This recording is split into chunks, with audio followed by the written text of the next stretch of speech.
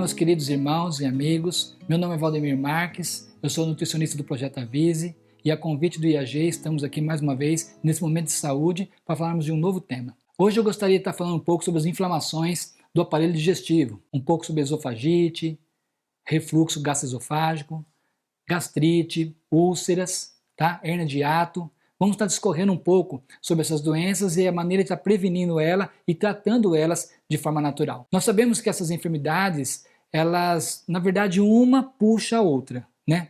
Por exemplo, quando você tem uma esofagite, na verdade, você também tem um refluxo gastroesofágico.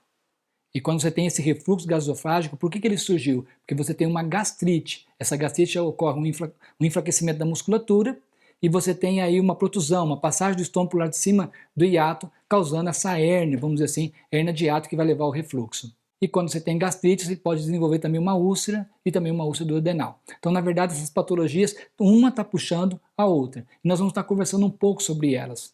Por que nós temos essas inflamações no aparelho digestivo? Bom, o primeiro motivo, já se chama gastrite nervosa, é por causa do nosso sistema nervoso. Normalmente, quando nós temos muita ansiedade ou depressão, ou mesmo nervoso mesmo do dia a dia, estresse, nós temos um aumento da motilidade do nervo vago. E o nervo vago é um nervo que sai do sistema nervoso central e estimula o estômago, o coração e o intestino. É por isso que quando você fica nervoso, você tem um pouco de palpitação no coração. É por essa estimulação nervosa. Essa mesma estimulação no estômago, ela aumenta o ácido clorídrico. E aumentando o ácido clorídrico acaba causando essas inflamações. Tá? Então nós vamos estar falando um pouco de como prevenir isso hoje. Mas o sistema nervoso não é o único culpado. Nós podemos dar aí uma grande importância à questão da alimentação, nossos hábitos alimentares. Tá?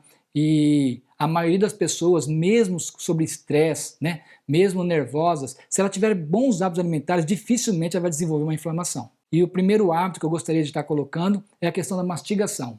Né? A maioria das pessoas mastigam pouco, né? Usam pensar que o estômago tem dente. O estômago não tem dente. Né? Tem um ditado popular que diz que nós devemos beber o sólido e comer o líquido. Ou seja, nós precisamos mastigar os alimentos até eles ficarem uma forma pastosa, ou líquida ou pastosa de forma uniforme. Tá? Então, para você que já tem o problema ou que está querendo se prevenir para não desenvolver isso, eu tenho uma técnica bastante simples, aliás, algumas técnicas. Uma delas é você pegar o garfo de arroz só com arroz e colocar na boca e contar as mastigações. Conta ali 35, por exemplo. Você conta uma vez, pega outro garfo, conta de novo até 35 vezes e faz isso de novo, faz isso 3 vezes. Na quarta vez você não conta, mas mastiga e tenta engolir. Você vai observar que você vai sentir que, nossa, eu não mastiguei o suficiente ainda. Quando, na verdade, se você observar, você tem comido, quem come rápido, mastiga 3 ou 4 vezes e engole, nem percebe que está engolindo inteiro. Então faz isso, mastiga 3 ou 4 vezes, contando 35 vezes. Isso acaba formando um hábito de você mastigar mais o alimento. Tem que sempre pensar, o alimento não pode ir inteiro. A gente tem que ir empurrando o alimento com a língua debaixo dos dentes, de forma que vai ficando tudo uma pastinha uniforme. Uma outra técnica bem simples com relação à mastigação, para quem come rápido, é você não encher o prato. Você tira um pouquinho, né, do arroz, do feijão, da salada, dos legumes, da mistura, um pouquinho só, bem menos do que você vai comer. E aí você pensa, preciso comer devagar. Se você comer esse pouquinho rápido, você vai repetir, você vai pensar, nossa, comi muito rápido. Aí você se serve de novo e começa a comer devagar. Uma outra técnica, se você tiver em casa alguém que come devagar, é acompanhar essa pessoa. Em algumas regiões do Brasil, especialmente na Bahia, os profissionais de saúde ensinam a mastigar 70 vezes. Na verdade, se você mastigar uma maçã 70 vezes, ela vai virar água. Então, não precisa contar, né? Mas tem que mastigar até se tornar uma pastinha uniforme. Olha só, isso é tão importante que só isso, só essa mudança de hábito de comer devagar, né? Deixar de comer rápido, comer devagar e bem mastigado, já vai aliviar todos os sintomas que você tem. Se você tiver gastrite ou refluxo, já vai aliviar os sintomas. Tá? Além da mastigação, aí nós vamos tirar aqueles alimentos que irritam a mucosa. Tá? Quais são esses alimentos? Bem conhecido, a fritura. As frituras, né, os alimentos empanados, né, ou fritos, principalmente aqueles que estão encharcados, quando você aumenta muito a temperatura do óleo, na degradação da gordura, ela forma uma substância que chama cloleína. E a cloleína ela é irritante da mucosa. Então, se você tem gastrite, esofagite, úlcera ou refluxo, o primeiro alimento que você tem que pensar em tirar são as frituras. Outro alimento que também irrita bem a mucosa e é um alimento inflamatório é o açúcar, tá? Nas suas duas formas, tanto na sacarose como na lactose, o açúcar do leite. Então, se você tem gastrite ou refluxo, também deve evitar esses alimentos. E falando em açúcar, nós já pensamos um pouco também nos refrigerantes. Todos os refrigerantes têm muito açúcar. E o refrigerante, além do açúcar, ele tem gás. E o CO2, né, o gás presente, ele também é irritante de mucosa. Então eu preciso pensar, eu preciso parar o açúcar, preciso parar o refrigerante, preciso parar também a água com gás, né?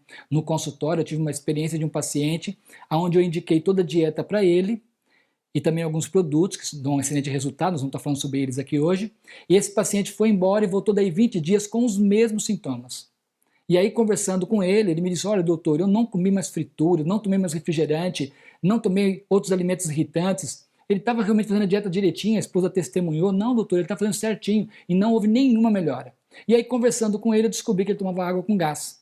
Ele tinha o hábito de passar o dia inteiro tomando água com gás. Nós tiramos a água com gás, acabou os sintomas. Então, a primeira coisa que nós temos que pensar é no açúcar, mas com relação aos refrigerantes, devemos tirar todos eles, também por causa do gás e a água com gás. Outro produto que também é irritante de mucosa é a cafeína, tá? E quando nós falamos em cafeína, o primeiro produto que nós pensamos é no café. Não tem como sarar uma gastrite se a pessoa fizer o hábito de tomar café várias vezes ao dia. Então, se a pessoa está com desconforto, com azia, com dor, né, hipogástrica, que nós falamos, dor no estômago, na boca do estômago, chamada boca do estômago, um dos primeiros alimentos que nós temos que tirar, além de fritura, refrigerantes, é o café. Mas a cafeína não está só no café. A cafeína está no café, ela está numa estrutura um pouquinho modificada, que é a teobromina, que está no chocolate, que também acaba sendo irritante de mucosa, principalmente se o chocolate for ao leite, né, que aí entra muita sacarose, complicando mais isso ainda, tá? Está presente também em algumas drogas, energéticos, tá? Então, se você tem gastrite, tem que tirar todos esses alimentos. Tudo que você for consumir, tem que olhar se tem ou não cafeína. E claro, também as drogas, né? Principalmente drogas anti-inflamatórias. Essas anti-inflamatórias, elas tiram a proteção do estômago e o próprio ácido clorídrico acaba irritando a mucosa. Nós chamamos de inibidor de prostaglandinas. As prostaglandinas, elas são substâncias que protegem a mucosa do estômago. Veja só, você produz o ácido clorídrico, e se você comer carne, por exemplo, o ácido clorídrico vai digerir a carne, né?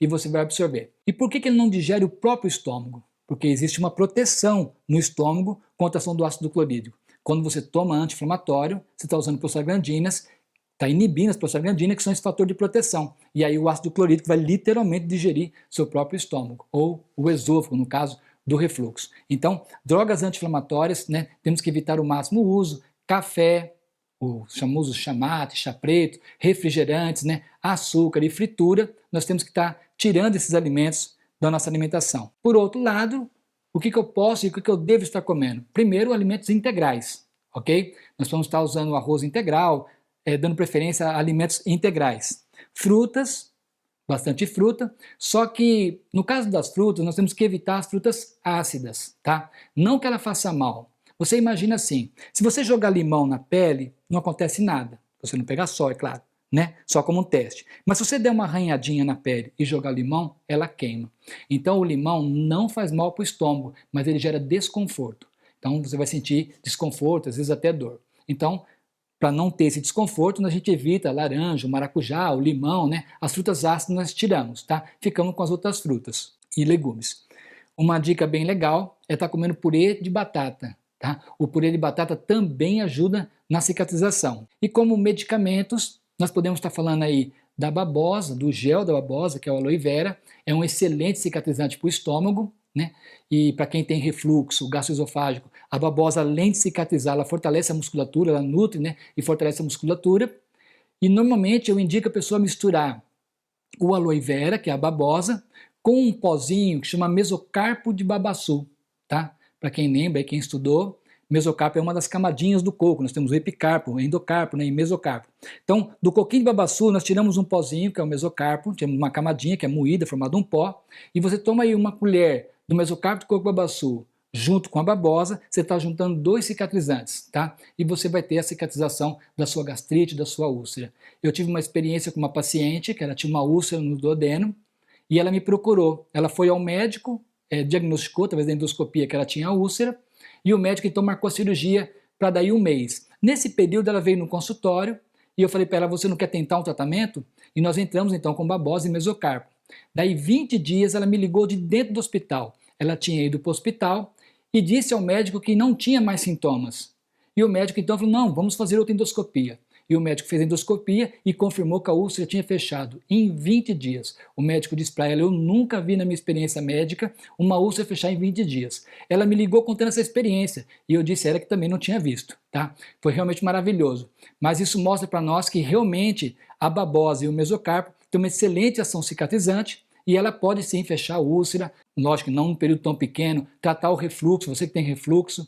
Normalmente as pessoas que têm refluxo, os médicos fazem a indicação de inibidor de bomba, são os omeprazóis, né? O que faz o omeprazol e os seus parentes, né? Eles, quando você tem uma azia, normalmente você toma um antiácido para combater essa azia. O omeprazol, ele não é um antiácido, o omeprazol ele inibe você formar o ácido clorídrico. Então você fica sem sintoma, mas o uso prolongado de omeprazol pode gerar problemas bem mais graves. Se vocês olharem na literatura médica, o uso prolongado de omeprazol está relacionado à formação de tumores. Então eu não posso ficar inibindo o sintoma, eu preciso tratar a minha gastrite, mudar a minha dieta, tirar esses alimentos que eu sei que estão fazendo mal e procurar os alimentos naturais e os suplementos, vamos dizer assim, naturais, para que eu consiga cicatrizar o estômago e definitivamente resolver o problema da minha gastrite. Outra planta que é muito usada como cicatrizante também, mas principalmente para aliviar o sintoma da queimação e da azia, é a espinheira santa. Então, fazer uso do mesocarpo, fazer uso da aloe vera, fazer uso do chá da espinheira santa, para aqueles que preferem tomar em cápsula da espinheira santa, vai ajudar a eliminar esses desconfortáveis sintomas, né, que são azia, o refluxo, né, e as dores. Se você gostou desse vídeo, compartilhe com seus amigos, com o máximo de amigos que você puder. Fique com Deus e até o nosso próximo momento de saúde.